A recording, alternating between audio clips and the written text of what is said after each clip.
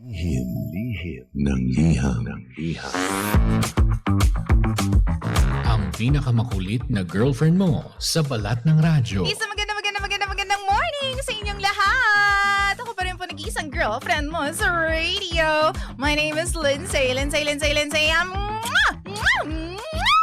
Makulit pero may puso, handang makinig sa mga kwento mo. Alam mo, feeling ko kailangan mo na siyang iwan kasi it doesn't make sense.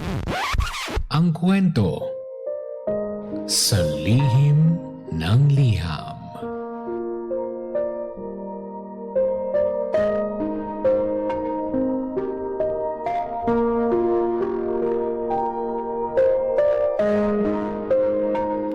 Mahal kong Lindsay. Itago niyo na lamang po ako sa pangalang Trina.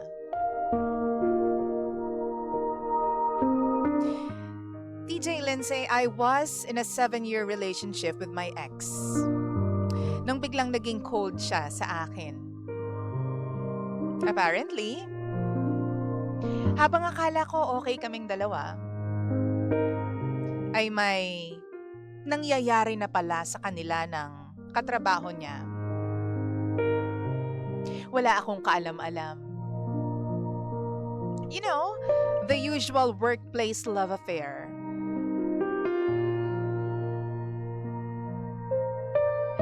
Para dun sa babae na yon,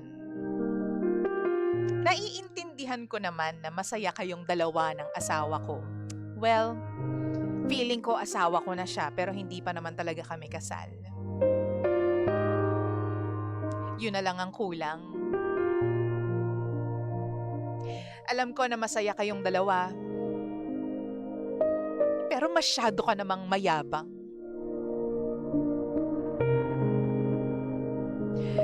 Feeling ko proud na proud ka pa. Kahit na alam niyong mali yung ginagawa ninyong dalawa. You will never understand. Kasi siguro hindi ka pa niloko before.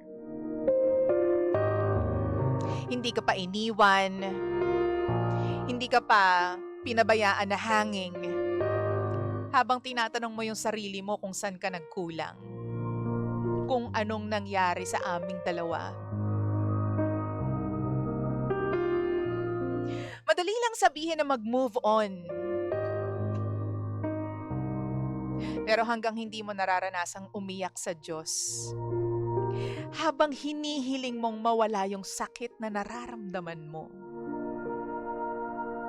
You will never understand how hellish and consuming it was. Naalala ko pa, DJ Lindsay, yung moment na nagpatawad ako kahit hindi pa sila humihingi ng tawad sa akin. Because I wanted peace of mind.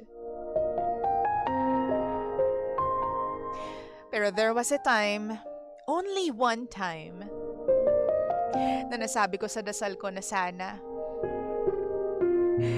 kahit papano po, maramdaman man lang nila kahit kalahati ng hirap na pinaramdam nila sa akin. This was after finding out na kahit kami pa, naglalaro na pala sila ng apoy. Tapos ang pinakamahirap dito, pinakamasakit at hindi ko matanggap, ay lahat ng katrabaho niya na hinihingian ko ng tulong dahil alam kong may mali na nga, full support pala sa love team nila sa opisina. Awang-awa ako sa sarili ko nun. Wala akong kakampi at pakiramdam ko pinagtulungan ako ng lahat.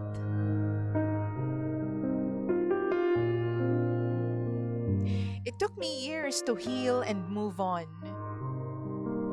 Eventually, tumigil na lang ako sa galit ko sa kanila and genuinely forgave them.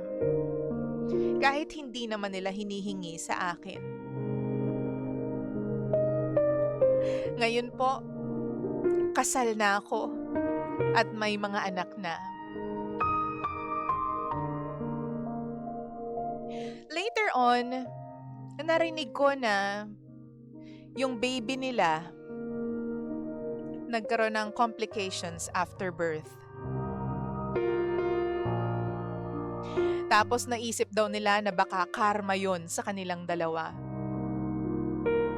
Na parang punishment yon dahil sa ginawa nila sa akin. Eventually, DJ Lindsay, nag-message sila sa akin na gusto nilang humingi ng tawad. Sana daw magkita kami. Kasi kailangan nilang humingi ng forgiveness from me. I would never wish anything bad to anyone. Especially sa isang batang walang kamalay-malay. Napaka-inosente. Kung sa tingin nila, yun ang karma nila, wala na akong kontrol doon. But honestly, it made me think. Siguro hanggang ngayon, guilty pa rin sila. Siguro hanggang ngayon iniisip nila na lahat ng mga kamalasan na nakukuha nila sa buhay ay dahil sa panloloko nila sa akin. Hanggang ngayon, palagi pa rin nag-view ng stories ko yung ex ko. At alam ko rin naman na yun yung babae. For context, never ko silang in-unfriend or binlock sa social media. Naka-restrict lamang sila. May times pa nga na madaling araw, may notifications akong natatanggap na nilalike niya yung super old posts ko sa IG. Meaning, hanggang ngayon, chine-check pa rin niya ako. So yes.